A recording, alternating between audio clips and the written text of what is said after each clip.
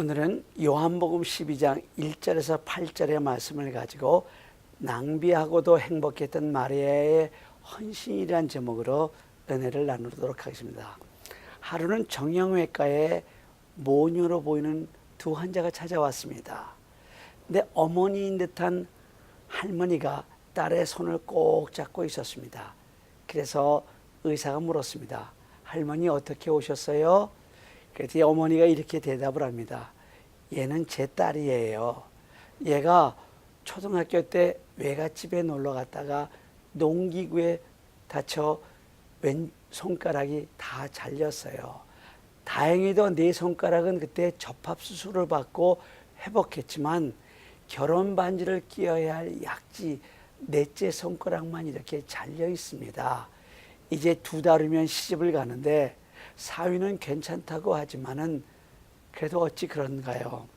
이 못난 애미 해줄 것은 없지만 그래도 반지 낄 손가락은 해주고 싶은데 혹시 이 늙은이 손가락으로 접합수술이 가능한가요? 그러면서 어머니는 늙고 쭈글쭈글한 손가락을 펴보았습니다. 순간 의사는 눈물이 확 솟아올랐고 아무 말도 할 수 없었습니다. 돌아가신 자기 어머니가 생각나서 눈물이 쏟아지는 것을 억지로 참고 이렇게 말했습니다. 그러면요 할머니, 제가 예쁘게 수술을 해드릴게요. 그리고 난 후 딸은 어머니의 손가락을 접붙이고 어머니에게는 의스로 만든 손가락을 끼워드렸답니다. 어머니의 희생, 그 희생 때문에 우리가 살고 우리 가정이 살았습니다. 우리 주 예수 그리스도가 십자가에는 많은 의미가 있지만 그 중에 가장 큰 의미는 역시 희생일 것입니다.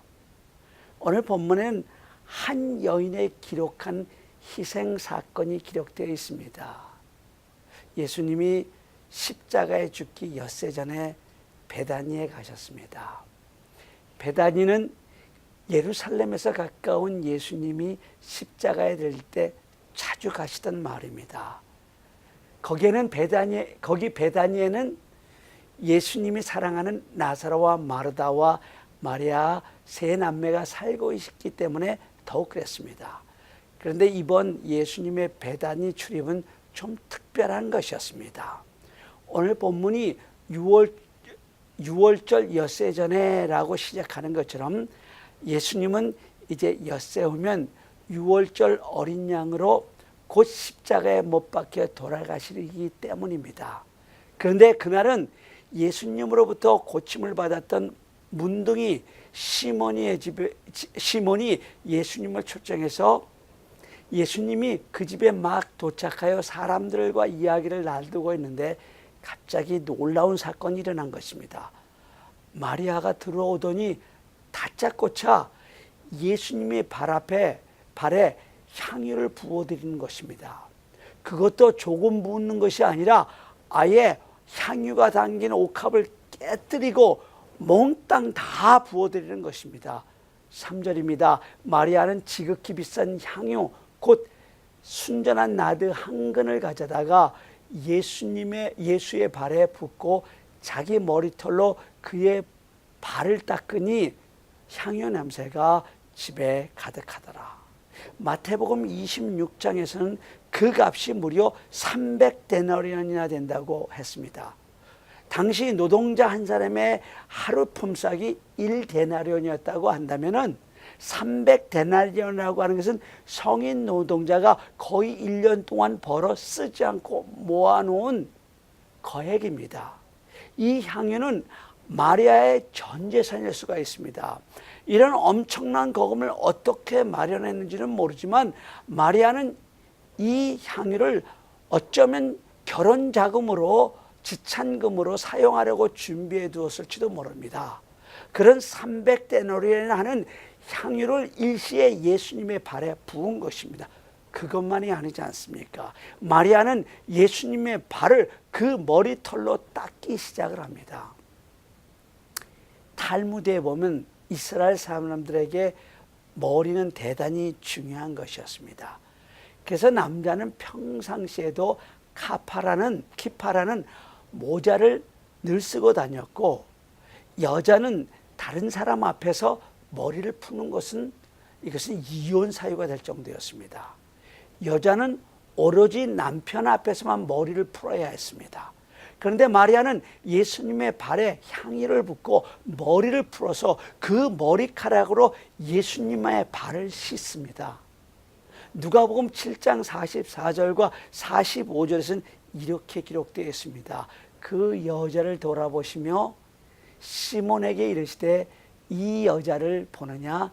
내가 내 집에 들어올 때 너는 내게 발 씻을 물도 주지 아니하였을 때 이 여자는 눈물로 내 발을 적시고 그 머리털로 닦았으며 너는 내게 입 맞추지 아니하였을 때 그는 내가 들어올 때부터 내 발에 입 맞추기를 그치지 아니하였으며. 문둥이 시몬은 예수님을 초청해 놓고도 당연히 내놓아야 할 발 씻을 물조차 내놓지 않았습니다. 그래서 예수님의 말은 지금 먼지투성이 그대로 있는 것입니다. 그런데 마리아는 머리를 풀어 예수님의 그런 발을 씻겨드리며 예수님의 그런 발에 입 맞추기를 그치지 않았다고 했습니다. 이런 마리아의 모습은 당시의 관습으로는 사람들로부터 부정하다고 손가락질을 당할 만한 일이었습니다. 그러나 마리아는 전혀 괴유치 않았습니다. 왜냐하면 지금 그 순간은 예수님의 장례를 준비해야 할 시간이었고 예수님께 헌신을 드릴 수 있는 마지막 순간이었기 때문이었습니다. 그래서 예수님께서도 7절에서 이렇게 말씀하신 것입니다. 그를 가만두어 나의 장례할 날을 위하여 그것을 간직하게 하라.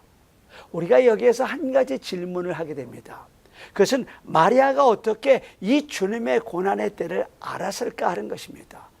칼빈은 성령님의 감동이었다고 말합니다. 물론 성령님의 감동 없이 어찌 이런 엄청난 일을 알 수가 있겠습니까?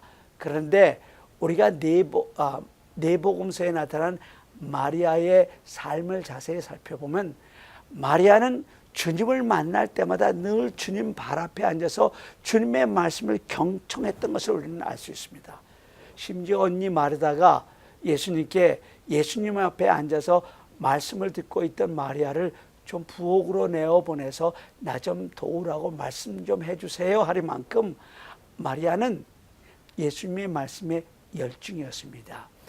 이것이 지난 3년 동안 그야말로 한솥밥을 먹고 한 이불을 덮고 동고동락하던 제자들조차 생각해내지 못한 주님의 장례를 예비할 수 있었던 비결이었습니다.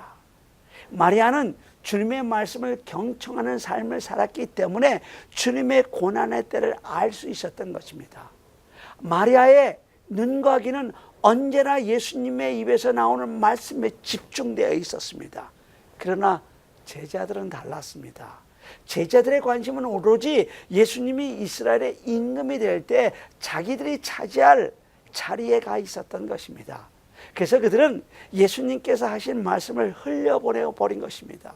예수님이 여러 차례 내가 십자가에 달려 죽을 것이라고 말씀하셨지만 제자들의 귀에는 들리지 않았습니다. 아니, 제자들은 주님 마셔야 할 그 쓴 잔 십자가에 대해서는 관심조차 없었던 것입니다.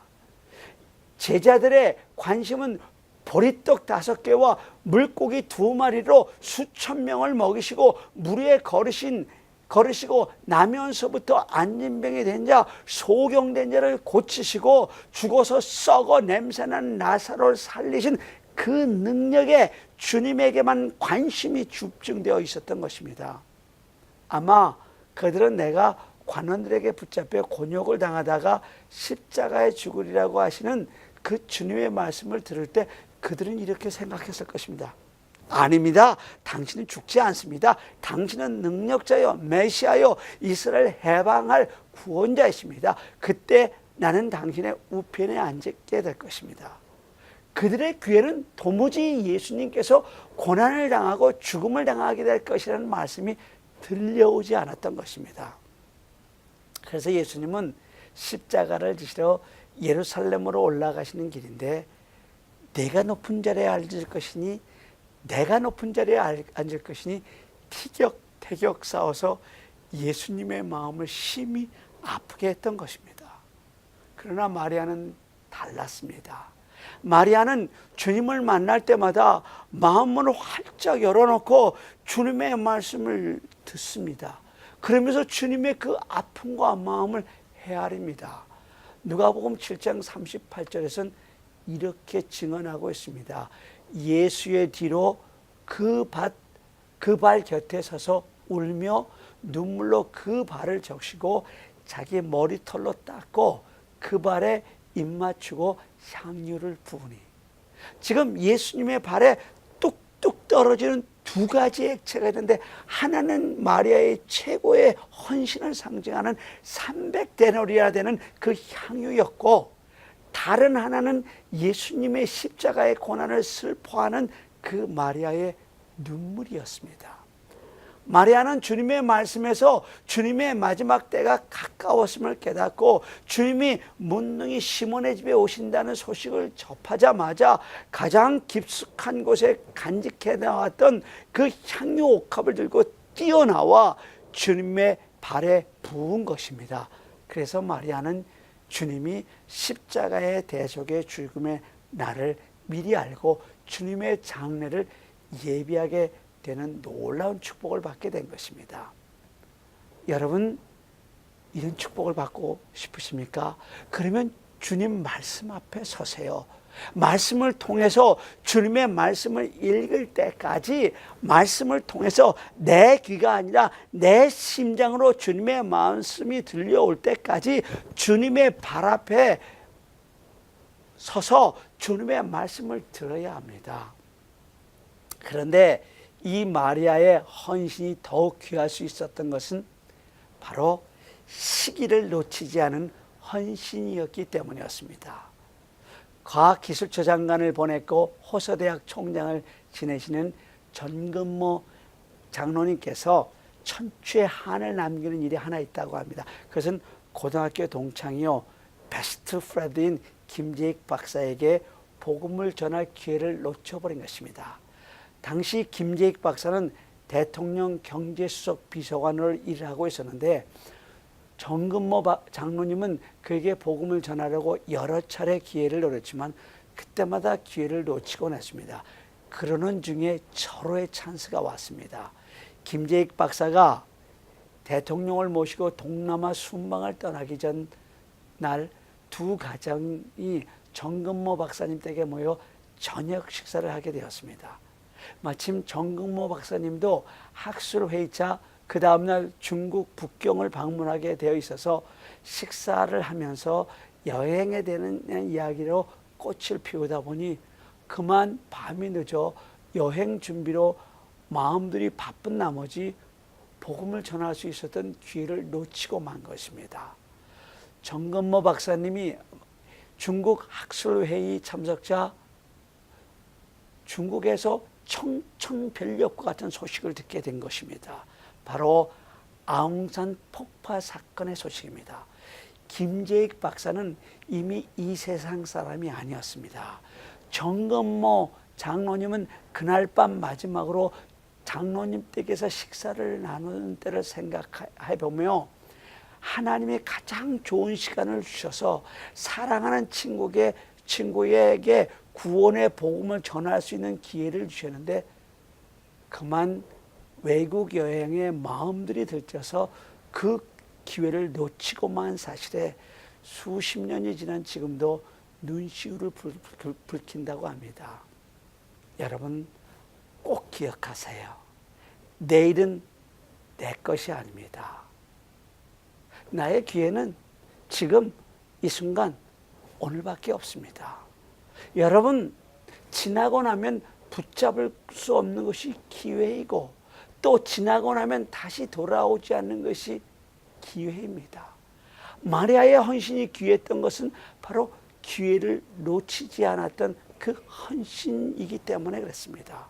마리아의 헌신이 시기적절한 헌신이 우리 예수님의 마음을 얼마나 기쁘게 하셨는지 모릅니다. 그래서 예수님께서 이렇게 명령하시지 않습니까? 내가 진실로 너에게 이르노니 온 천하에 어디서든지 이 복음이 전파되는 곳에서는 이 여자가 행한 일도 말하여 그를 기억하리라. 또한 마리아의 헌신이 주님의 마음을 이처럼 기쁘게 한 이유는 마리아는 자기의 최고 것을 드렸기 때문입니다. 철없는 어린아이는 엄마의 사랑을 받아서 행복해합니다. 그러나 그 아이의 어머니는 아이를 사랑하면서 행복해지는 겁니다. 믿음이 그렇습니다.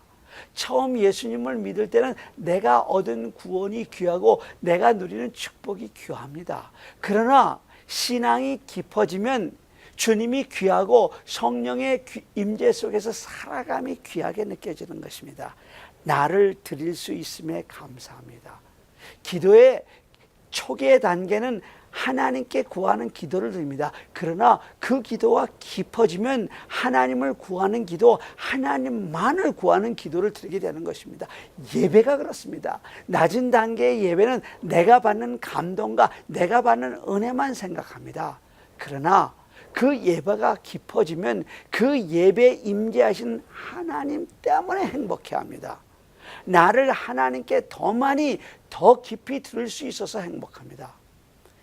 2000년 우리 기독교 역사는 손익계산서에 빠르고 주판을 두들기던 약삭받은 사람들에게 의해서 이어진 것이 아니라 마리아처럼 자기의 몸을 옥합처럼 깨부순 순교자들에 의해 부흥되어 왔고 발전되어 왔습니다.